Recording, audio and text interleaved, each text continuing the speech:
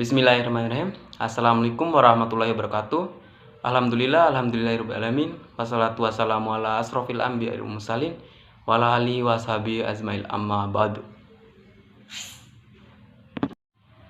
Sebelumnya, perkenalkan dulu nama saya Fajrian Hidayat dengan NIM 200202072, Prodi Hukum Keluarga Islam, Fakultas Syariah, Universitas Islam Negeri Mataram. Oke, lewat video ini saya akan menjelaskan tugas saya yang berjudul Urgensi Pemberian Izin Poligami di Pengadilan Agama.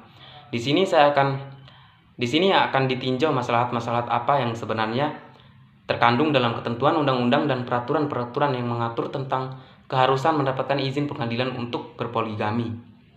Ketentuan mengenai hal ini sebagaimana dituangkan dalam Undang-Undang Nomor 1 Tahun 1974 Pasal 3 Ayat 2 menyatakan bahwa pengadilan dapat memberi izin kepada seorang suami untuk beristri lebih dari seorang apabila dikehendaki pihak-pihak yang bersangkutan atau disetujui. Selain itu, dalam pasal 4 ayat 1 dinyatakan dalam hal seorang suami akan beristri lebih dari seorang sebagaimana tersebut dalam pasal 3 ayat 2 undang-undang, maka ia wajib mengajukan permohonan kepada pengadilan daerah tempat tinggalnya.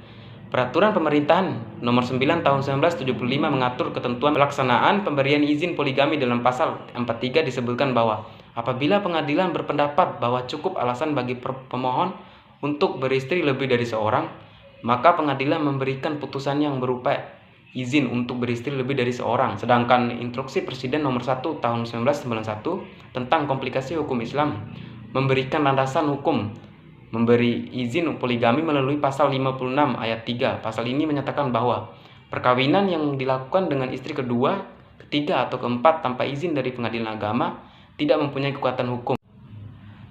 Ketentuan-ketentuan di atas secara jelas menyatakan bahwa untuk berpoligami harus melalui izin terlebih dahulu dari pengadilan agama, dan apabila dilakukan di luar izin pengadilan agama, maka perkawinannya itu tidak mempunyai kekuatan hukum atau bisa dibilang tidak sah.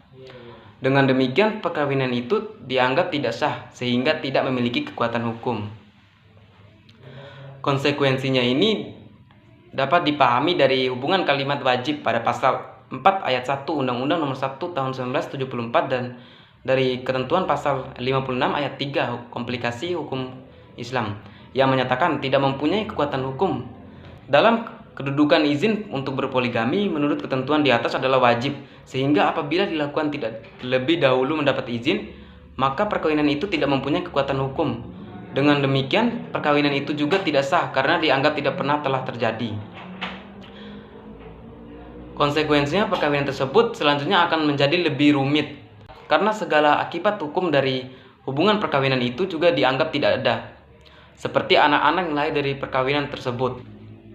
Dalam undang-undang sesuai dengan pasal 42 dan 43 Undang-Undang Nomor 1 Tahun 1974 dianggap anak lahir di luar perkawinan sehingga tidak mempunyai hubungan perdata atau hukum kecuali semata dengan ibunya.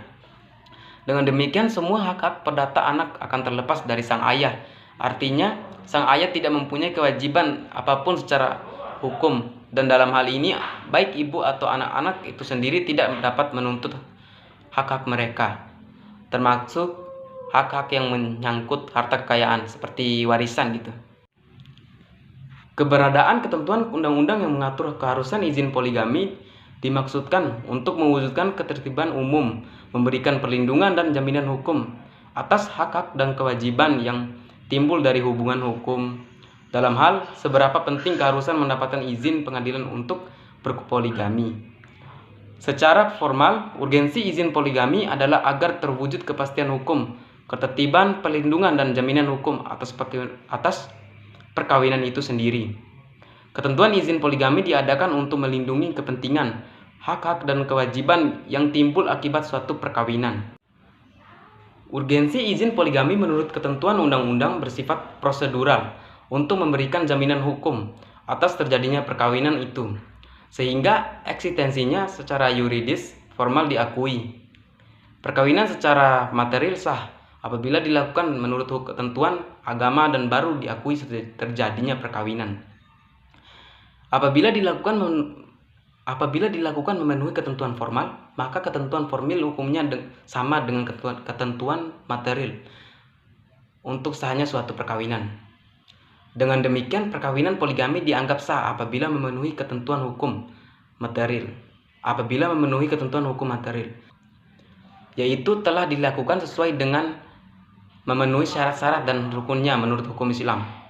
Dan telah memenuhi hukum formal, yaitu dilakukan setelah mendapatkan izin dari pengadilan yang membolehkan untuk melangsungkan perkawinan poligami tersebut. Secara implisit, Al-Quran memperbolehkan poligami, namun tidak menentukan persyaratan tertentu, kecuali hanya memberikan peringatan atau warning apakah kamu yakin apabila berpoligami nantinya akan mampu berlaku adil, karena adil itu sangat berat. Di sini maksudnya tuh bukan adil, ada dua, yaitu adil dalam mampu finansial dan nafkah lahir batin gitu. Kalau menurut Undang-Undang Nomor 1 Tahun 1974 terdapat dalam pasal 4 ayat 2 dan pasal 5 ayat 1. Mungkin ini saja yang bisa saya sampaikan. Lebih dan kurangnya saya mohon maaf. Wabillahi taufiq wal hidayah. Wassalamualaikum warahmatullahi wabarakatuh.